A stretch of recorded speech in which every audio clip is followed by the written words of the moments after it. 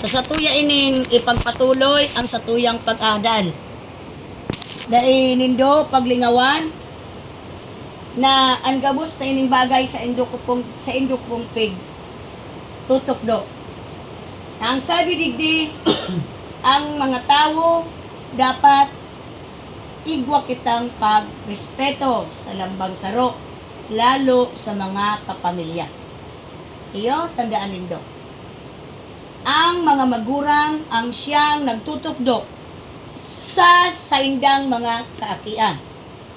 Number 1, ang magurang ang unang guro sa tahanan. Nagtuturo nin marhay na mga pag-uugali, asin pakikipagkapwa, asin paggalang sa mga gurang, sa mga magurangon, ante angkol. Kapag ang mga aki nagiging bastos, sisay ang sisisiyon ka, kundi ang satuyang mga magurang.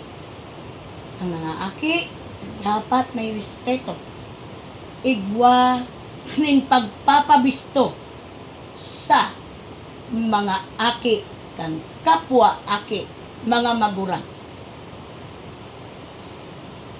Tandaan nindo, malapit ang relasyon nindo, kadugo, duman sa nagadan dahil agong siya ni tito mo, ni lulo mo Herson.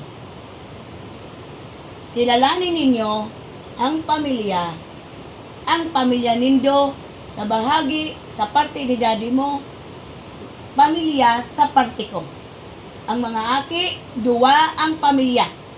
Pamilya sa ina, pamilya sa ama.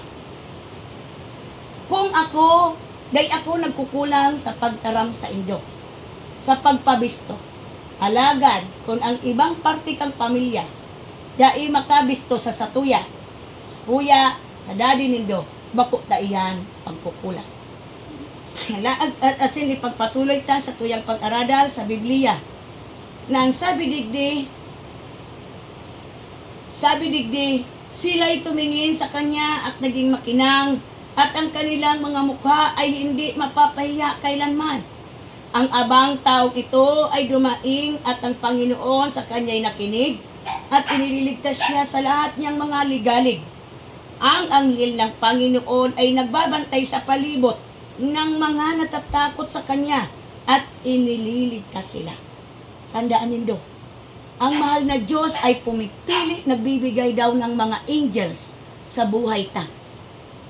Lambang sarok kita. Kaya nga sinabi sa ibang salita sa Biblia, laksa-laksa ang mga anghel sa langit. Ibig sabihin hindi mabilang, grupo ng angels na nagtatao sa satuya. Lambang sarok kita ay may itinatao ang Diyos na nagbabantay sa to. Tanganing maramdaman ta ang pag-ibig ng Diyos sa satuya. Nganit maligtas ang lambang sarok satuya, lalo ang mga bata. Iyo, lalo ang mga children, padaba ng Diyos.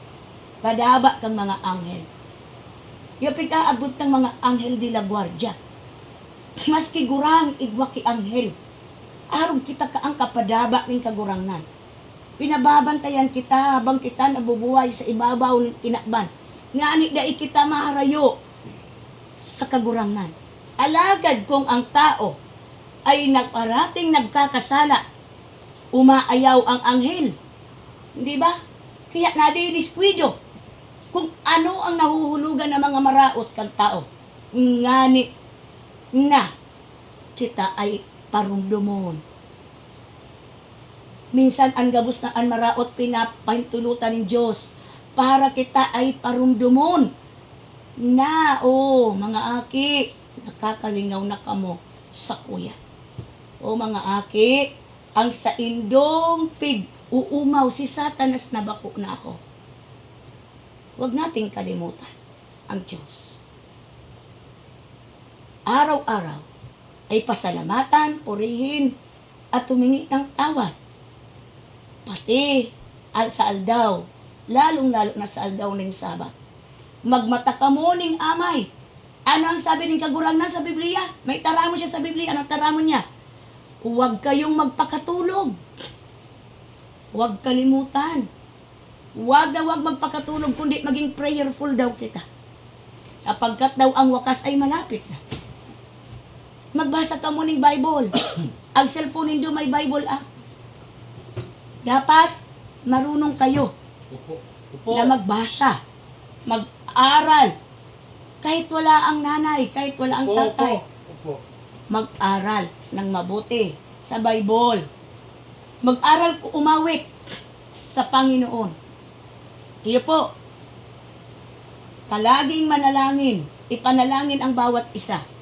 Ipanalangin ang kapatid, lalo na ang mga magulang, naghahanap buhay. Ipanalangin ang bawat isa nang makinig ang Diyos at magmakaawa sa Kanya. Huwag tayong manalangin na tanging bibig lamang ang makinig o ang tainga. Kundi dapat ay makinig ang puso at ang Diyos. Ibig sabihin, dapat ang mga panalangin ay totoo, hindi pakitang tao. Naintindihan tabi? So ngunya, ang sabi digdi, o inyong subukan at tingnan na mabuti ang Panginoon. Maligaya ang tao na sa kaya'y nagkakanlong. Nahiling nindo ito, blessing? Ano ang sabi? Ano ang sabi digdi? Tukawi daw tabi balisa? Ano ang sabi? Subukan ta na ang Diyos da ay ikagta sa buhay. Ta. Subukan ta daan na ang Diyos ay pagkatiwalaan ta. Subukan ta daw na hilingon ang kapangyarihan ng kagurangan. Di kita mabibigo. Kung di, aaningon ta ang kaligayahan na hali sa kagurangan. Magigikitang maugma. Hindi dahil sa material na bagay, kundi kita'y mauugma sa mga gawang kabutihan ng kagurangan. Di man nagigibong maraot ang Diyos. Nagigibong maraot sa tuya ang Satanas. Iyo ang nagsusubok sa tuya. Alagad ang kagurangan. Minsan natugot siya sa gigibo na maraot ni Satanas sa to. Ngani kitang parumdumon. Pasalamat kita kung kita pinaparumdom. Paano na kung mautas ang buhay ta sa kasalan? Diba? Di na kita. Ano ang sabi dito sa Biblia manungod sa kamatayan? Ang kamatayan ay wala nang magagawang ano pa man. Ha? Ang patay na tao daw ay hindi na makapagpupuri sa Panginoon. Ang patay na tao ay hindi na kailanman nakagagawa ng mabuti. At hindi na makakahingi pa ng kapatawaran. Kaya ipagdasal ta. Ipagpasalamat ta ang mga pagsubok sa buhay ta. Na nagpapaalala lamang sa satuya na magbalik loob kita sa Panginoon.